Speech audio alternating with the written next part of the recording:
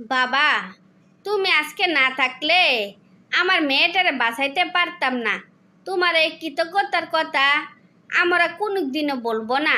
আর আমার মেয়ের আচরণের জন্য আমি আন্তরিকভাবে দুঃখিত। দুঃখিত বলার কি আছে? উনি তো আমাকে ইচ্ছা করে কথা শোনায়নি। উনি আমাকে ভুল বুঝছিলেন, তার জন্য হয়তো বাজে বকছেন। তার জন্য আমি কিছু মনে করিনি। আমার কোনো ছেলে নাই, আমি কি তোমাকে আমার ছেলে মনে করতে পারি? যদি তোমার কোনো আপত্তি না থাকে। কোনো ব্যাপার না, নিশ্চয় আপনি আমাকে আপনার ছেলে ভাবতে পারেন।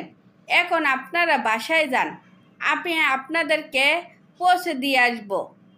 না বাজান, আমরা নিজেরে যেতে পারবো, তোমাকে কষ্ট করে আর যেতে হবে না। তুমি না থাকলে আজ আমার বাড়িতে কান্নার রোল থাকতো। তুমি সময় করে একদিন আসিও। ঠিক আছে, সময় করে আমি একদিন আসবো। ভালো থাকবেন, রাস্তাঘাটে সাবধানে চলাফেরা করবেন।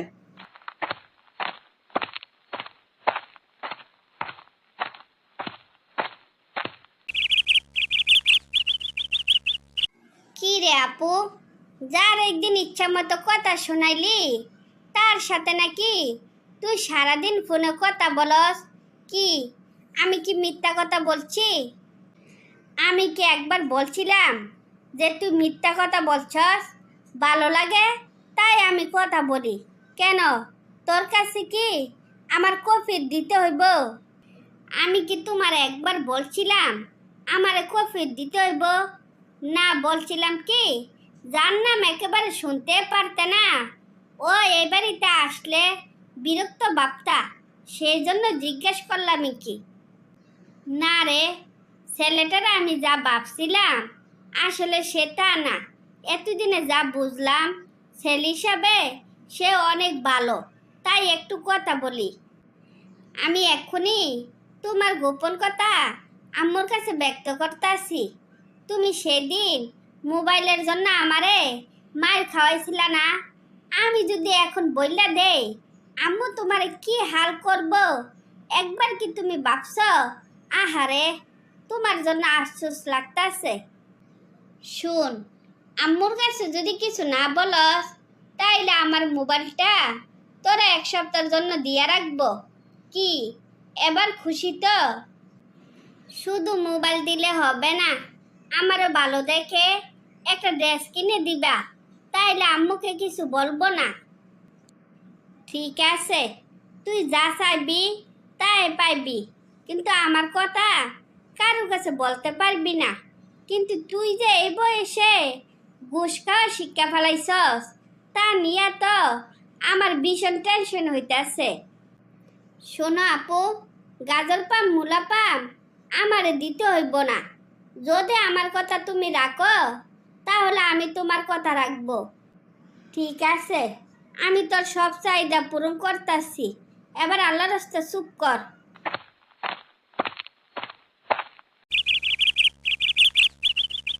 জেরি, আমি উচ্চশিক্ষার জন্য বিদেশ যাইতে আসি। মায়ের সাথে আমি কথা বললে গেছি। মা কয়েকদিনের মধ্যে আইসা তোমার আংটি পরাইয়া যাইব। আশা করি তুমি আমার জন্য অপেক্ষা করবা। কি আমি আশা করতে পারি? আমি সারা জীবন তোমার জন্য অপেক্ষা করব। এদিক থেকে তুমি নিশ্চিন্তে উচ্চশিক্ষার জন্য বিদেশ যাইতে পারো। তোমার ভরসায় আমি বিদেশ পাড়ি দিব। আমার সাথে তুমি বেমানি করো না, আমি তোমাকে ছাড়া বাঁচতে পারবো না। আমি মায়ের সাথে কথা বলছি। মা আমাকে কথা দিছে, যতদিন তুমি দেশে না ফিরো ততদিন আমাকে বিয়ের জন্য কোনো প্যারা দিব না। এবার তুমি বাসায় যাও।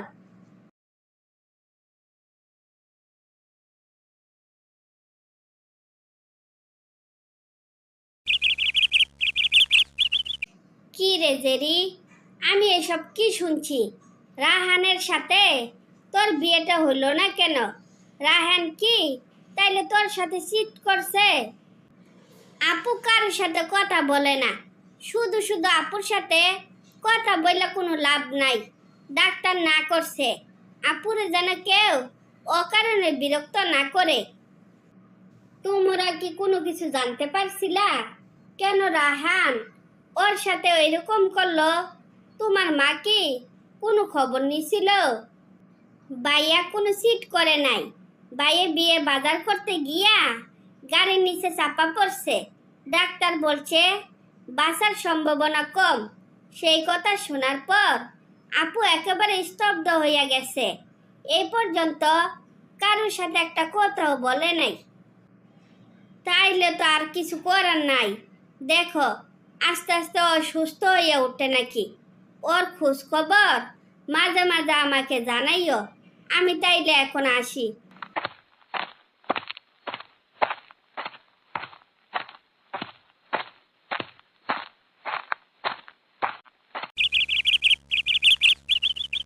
বাজান, তুমি তো সুস্থ হইলা, কিন্তু আমার মেয়ে তো আর সুস্থ হইল না। আমি মরে গেলে আমার মেয়েটার কি হইব সেই চিন্তে আমার ঘুম আসে না। আন্টি, আপনার কি মনে হয় আমি এত স্বার্থপর? আমি যতদিন বেঁচে থাকব জেরির ভালো মন্দ সব দায়িত্ব আমার। মৃত্যুর আগ পর্যন্ত ওরা আমি দেখে শুনে রাখবো। আমি আর কোনো দিন বিয়ে করব না। আপনি এবার নিশ্চিন্তে থাকতে পারেন। তারপর রায়হান সুস্থ হলে সারা জীবনের জন্য জেরির দেখাশোনার ভার গ্রহণ করে জেরিকে সুস্থ করার চেষ্টা করে। এভাবে আর না খাইয়া কতদিন থাকবি? জীবন মানে দুঃখ কষ্ট হাসি কান্না। জীবনে দায়ে থাকুক নিজেকে মানাইয়া নিতে হয়। এই কথাটা তোরা আমি বুঝাইতে পারি না। মা, আমি কতবার বলবো আমারে বিরক্ত করো না। আমার একটু একলা থাকতে দাও। আমি একটু শান্তিতে থাকতে চাই। শান্তি কি গাছে ধরে যে চাইলে শান্তি পাওয়া যাইব? কিছু সময় ভাগ্যরে মানাইয়া নিতে হয়। এভাবে অভিমান করে থাকা যাইব না। আমার কথা কি কানে গেল? মা, আমি আমারে নিয়ে কিছু ভাবি না। আমার ভাবনা শুধু বাবারে নিয়া। আমার জন্য বাবা এই এলাকা ছাড়তে হয়েছে। বাবার সামনে আমি কিভাবে যাব? এই লজ্জায় আমি বাঁচি না। তুই কি আগে জানতি ওই ছেলের মা এত খারাপ? এখানে তো তোর কোনো দোষ নাই। তুই কেন এত হতাশ হইতেছস? আমি বুঝলাম না তো। অতীতের ইতিহাস বাদ দিয়া স্বাভাবিক জীবনে ফিরিয়া আয়। দেখবি সব ঠিক হইয়া যাইব। মা, চাইলেও সব অতীত মোছা ফেলা যায় না। আমার দুঃখ একটে, রাহাত কেন আমার একবার বলল না ওর ফ্যামিলির লোকজন এত অহংকারী? ওই কেন আমার সাথে এত বড় চিট করলো? ওই যদি তোরা ঠকাইয়া থাকে তাহলে ওই ওর পাপের ফল একদিন না একদিন পাইব। ওর জন্য তো তুই তোর জীবন নষ্ট করতে পারস না। ফ্রেশ হয়ে আগে খাইতে আয়। আমি আগে রাহাতের সাথে কথা বলি, ওরে কয়েকটা প্রশ্ন করব। তারপর আমি স্বাভাবিক জীবনে ফিরে আসব। ওর সাথে কথা না বললা আমি শান্তি পাইতেছি না। আগে খাইয়া সুস্থ হইয়া নে, তারপর তোর মনে যত কথা থাকে তত কথা বলিস। যা, হাত মুখ ধুইয়া ফ্রেশ হইয়া নে। মিতা, তোমার কি সমস্যা? তুমি কি আমারে মানুষ মনে করো নাকি নাকি গরু ছাগল মনে করো? কি হয়েছে তোমার? আমারে কোনো কিছু না বললা এভাবে কেন হারাইয়া গেলা? কেউ যদি আমাকে হারাইতে বাধ্য করে তখন হারানো ছাড়া আর কি কোনো উপায় আছে? কার এত বড় সাহস তোমাকে হারানোর জন্য বাধ্য করবে? তার নামটা শুধু আমাকে একবার বলো। দেখো আমি তার কি হাল করে ছাড়ি। তুমি জানো এতদিন তোমার আমি পাগলের মতো খুঁজছি। পাগলের মতো আমাকে খুঁজতে হবে না। তোমাকে ভালোবাসার অপরাধে আমাকে ওই এলাকা ছাড়তে হয়েছে। আমার সাথে কেন এত বড় অন্যায় করা হলো এর জবাব কি আমারে তুমি দিতে পারবা? তার মানে আমার মা তোমাকে ওই এলাকা ছাড়তে বাধ্য করছে। আমি তোমাকে না পেয়ে তোমাদের বাড়ি গেছিলাম, গিয়ে দেখি বাড়ি তালা। তোমরা তাহলে বাড়ি ছাড়লা কেন? মা কি তোমাদের বাড়ি ছাড়তে বাধ্য করছে? তোমার মা আমার বাবার শখের বাড়ি 24 ঘন্টার মধ্যে বিক্রি করতে বাবারে বাধ্য করছে। ডাবল দাম দিয়া তোমার মা ওই বাড়ি কিনে নিছে। এখন আমরা ভাড়া বাসায় থাকি। বাবার সামনে আমি লজ্জায় মুখ দেখাতে পারি না। মাঝে মাঝে মনে হয় আমি সুসাইড করে ফেলি। তুমি জেনে শুনে আমাকে কেন এত বড় শাস্তি দিলা? আমার মাকে তোমার সম্পর্কে জানাইছিলাম, আর মা চুপে চুপে আমার সাথে এত বড় বেইমানি করলো। আমার মা যে এত নিচে নামতে পারে আমি কোনোদিনও ভাবি নাই। আমারে তুমি ক্ষমা করে দিও। ঠিক আছে, তোমার আমি ক্ষমা করে দিলাম।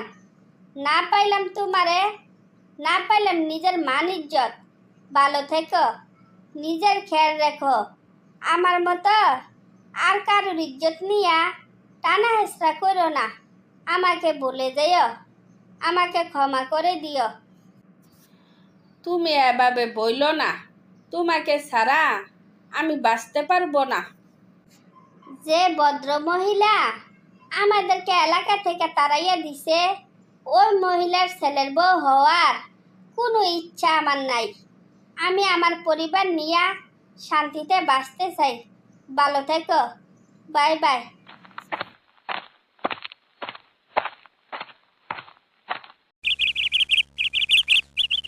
শোনো, ওই মেয়েরে যে এলাকা থেকে তাড়াইয়া দিছ, কি লাভ হয়েছে?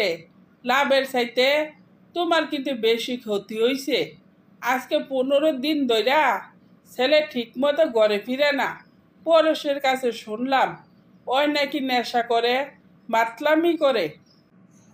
আমার ছেলে নেশা করে, আমার এই কথা বিশ্বাস করতে হইব? তুমি কি আমার সাথে মজা করতেছ? মজা করার লোক আমি না। নিজের ছেলের জীবন নিয়ে কেউ মজা করে?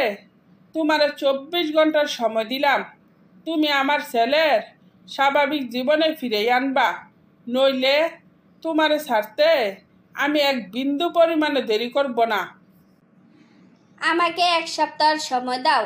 আমি আমার ছেলেরে স্বাভাবিক জীবনে ফিরাই আনবো।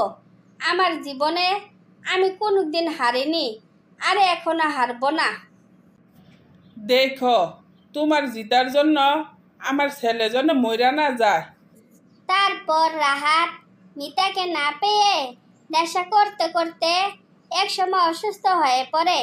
এতে রাহাতের মা বিন্দু পরিমাণে অনুতপ্ত হয় না।